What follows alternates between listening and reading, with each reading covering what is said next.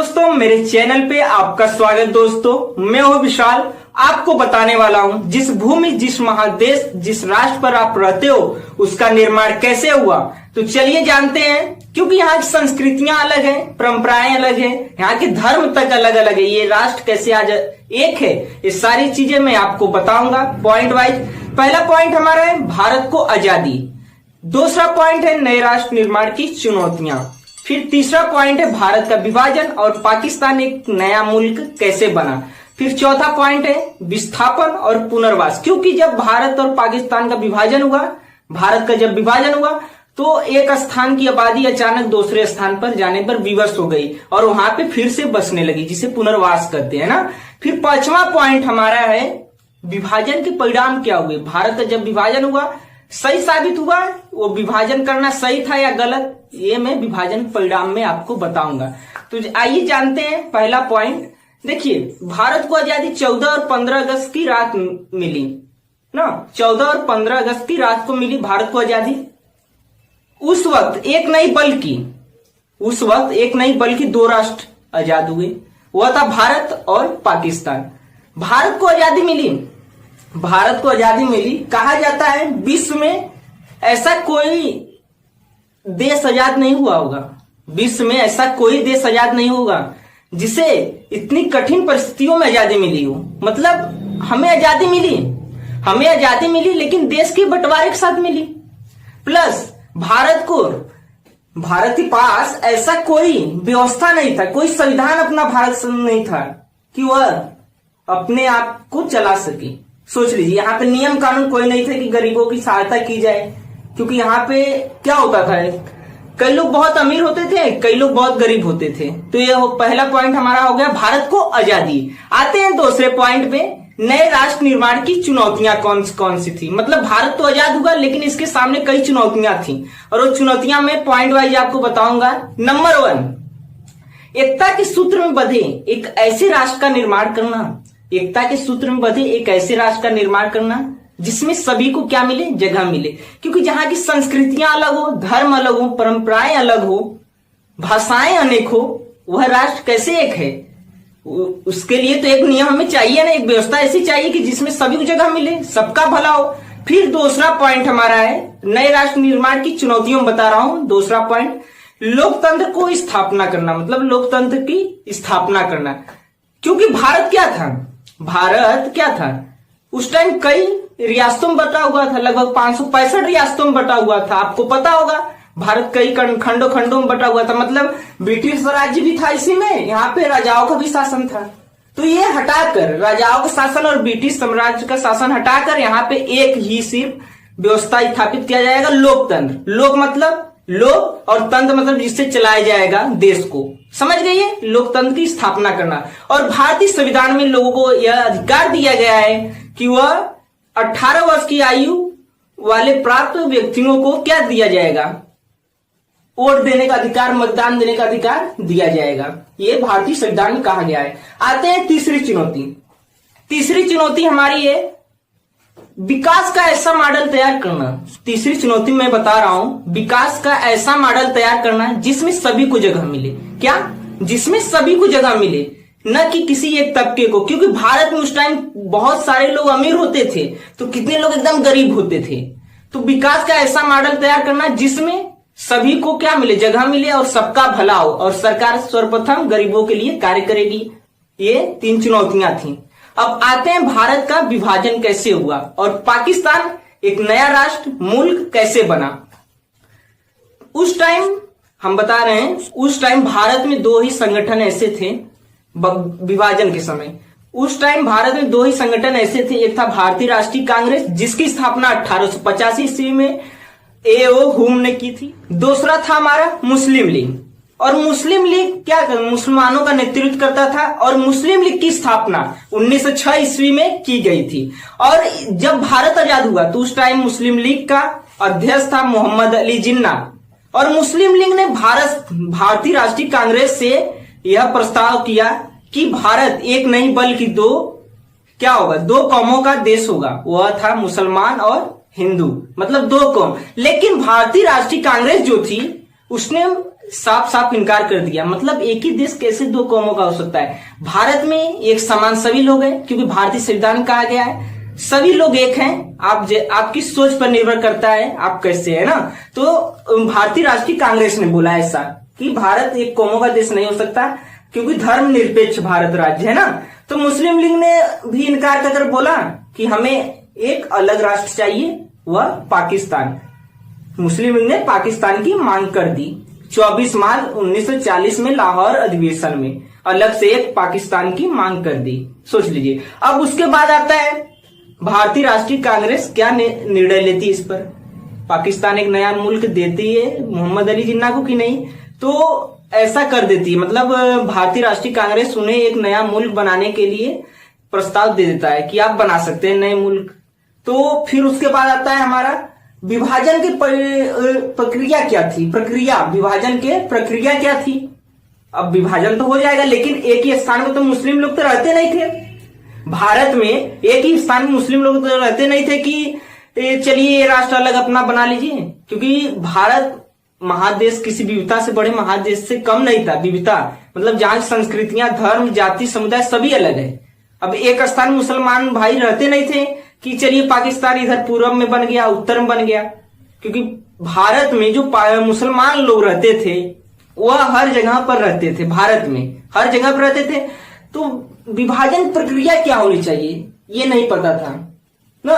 विभाजन प्रक्रिया क्या हो, इस पर फैसला कैसे किया जाए, ये सारी चीजें हमें नहीं पता था।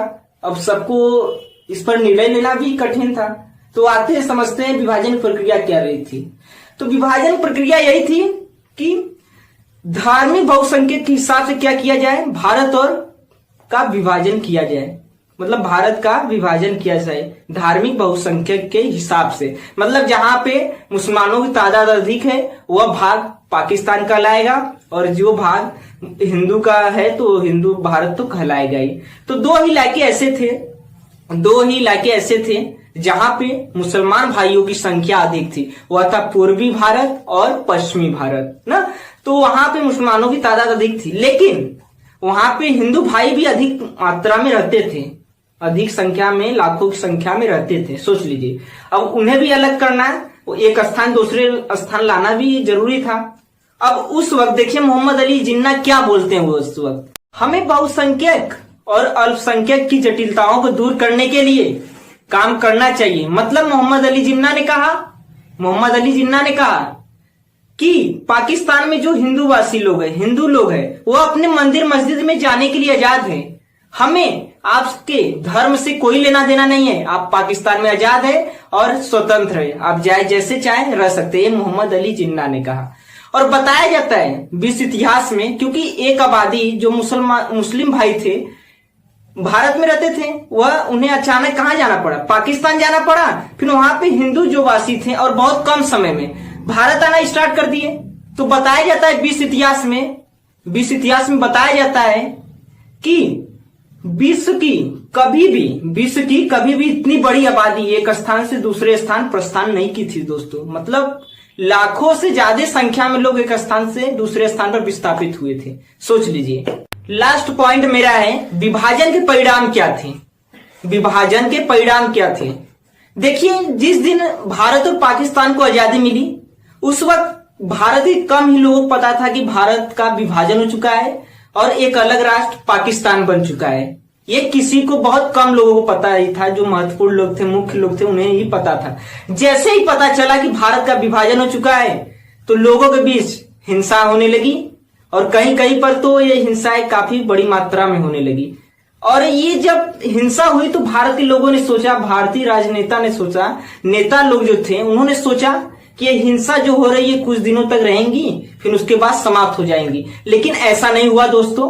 यह हिंसा बढ़ती गई और लोग यहां तक कि सशस्त्र का मतलब प्रयोग करने लगे, औजारों का प्रयोग करने लगे। सोच लीजिए, एक दूसरे को मारने लगे। एक दूसरे को अब कौन थे ये नहीं पता है ना। तो ऐसा हुआ कि इन लोगों ने सोचा कि ये तो कुछ समय बाद ही क्या हो जाएगा, समाप्त हो जाएगा। जो दंगे फसाद हो रहे हैं, हिंसा हो रहे हैं, ये समाप्त हो जाएगा। तो विभाजन के परिणाम यही थे कि लोग एक दूसरे को मारने लगे और हिंसाएं होने लगी। खासकर कोलकाता में हुआ, कोलकाता, पंजाब, राजस्थान साइड और दिल्ली में भी हुआ। तो ये विभाजन के हमारे परिणाम थे। आजादी के वक्त महात्मा गांधी क्या कर रहे थे, आइए जानते हैं महात्मा गांधी उस वक्त कहां पर थे। देखिए 15 अगस्त 1947 की रात को हमारा देश क्या हुआ था, आजाद हुआ था। लेकिन उसके एक दिन पहले महात्मा गांधी ने बोला कल हम अंग्रेजों के चंगुल से आजाद हो जाएंगे, लेकिन दूसरी तरफ भारत का क्या होगा, विभाजन होगा। इसलिए वह दिन क्या होगा, सुख का और दुख का दोनों का होगा। इसलिए भारत जो महात्मा गांधी थे वह भारत की आजादी में, आजादी के दिन, भारत की आजादी के दिन किसी भी जश्न में भाग नहीं लिया। मतलब सब लोग जश्न मना रहे थे धूमधाम से, लेकिन महात्मा गांधी ने आजादी का जश्न नहीं मनाया। और वह उस स्थानों पर जाकर रह रहे थे जहां पर हिंसाएं हुई थी, बड़ी मात्रा में जहां पर हिंसाएं हुई थी वहां पर जाकर रह रहे थे। वो पहले कोलकाता गए, वो कहां पर, कोलकाता गए, फिर उसके बाद दिल्ली गए। लेकिन अब जहां जहां पर वो जा रहे थे वहां पे तो हिंसाएं कम हो रही थी, कम मात्रा में होने लगी। मतलब जहां पे वो जा रहे थे वहां पे शांति हो जा रहा था, फिर दूसरी जगह हिंसाएं भड़क जाती थी। उन्होंने तो उपवास का भी प्रयोग किया, मतलब भूखे रहने का भी प्रयोग किया। इससे क्या हुआ, हिंसा थोड़ी कम होती गई ना। फिर उसके बाद वह दिल्ली आए, कई दिनों बाद कोलकाता से फिर दिल्ली आए और दिल्ली में भी रहे जहां पे दंगा हुई थी बड़ी मात्रा में, वहां पर भी रहे। फिर उसके बाद क्या हुआ कि अब वो उनके मन में आया कि जो पाकिस्तान को हमने स्वायत्त देने के लिए प्रेरित किया था, मतलब उन्हें जो वचन दिया था, वित्तीय वचन देने का मतलब कि संपदाएं जो थी, मतलब कुछ पैसे देने के लिए वादा किया गया था। पैसा आप कह सकते हैं, धन कह सकते हैं ना।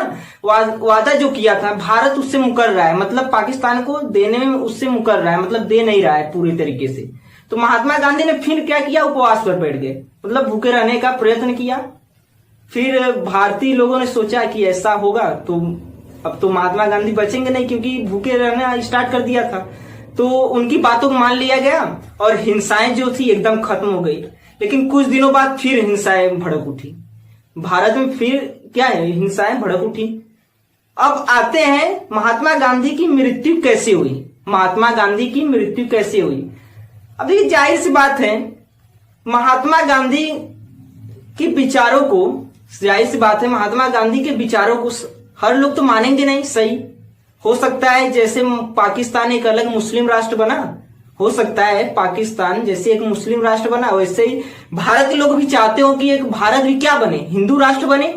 कई लोग चाहते होंगे, तो ऐसा नहीं कि सभी लोग महात्मा गांधी के पक्ष में थे। ऐसे लोग भी थे जो महात्मा गांधी क्या थे, विपक्ष में थे, मतलब उनकी बातों को नहीं मानते थे। तो ऐसे ही एक हिंदू अतिवादी था। और महात्मा गांधी जो थे प्रार्थना सभा में हमेशा रहते थे, प्रार्थना सभा में महात्मा गांधी हमेशा रहा करते थे और वहां पे सबसे मिला करते थे, और सुरक्षा व्यवस्था कोई नहीं लिया था महात्मा गांधी ने। तो उस वक्त क्या हुआ कि एक हिंदू अतिवादी था जो महात्मा गांधी को नापसंद करता था, उसका नाम था नाथूराम गोडसे। और उसने क्या किया, 30 जनवरी 1948 को महात्मा गांधी की तरफ आते हुए प्रार्थना सभा में उन पर गोलियां चला दी और उसी वक्त महात्मा गांधी की मृत्यु हो गई और महात्मा गांधी चले गए। और देखिए मैं ये कहानी अभी तो आधा बताया हूं आपको ना, पूरा अगर देखना है तो पार्ट 2 में मिलते हैं। और इस वीडियो को अगर जिसे नहीं पता है भारत का निर्माण कैसे हुआ, राष्ट्र निर्माण की चुनौतियां क्या थी, तो शेयर करिए, उन्हें भी पता चले। और मिलते हैं अगले वीडियो में।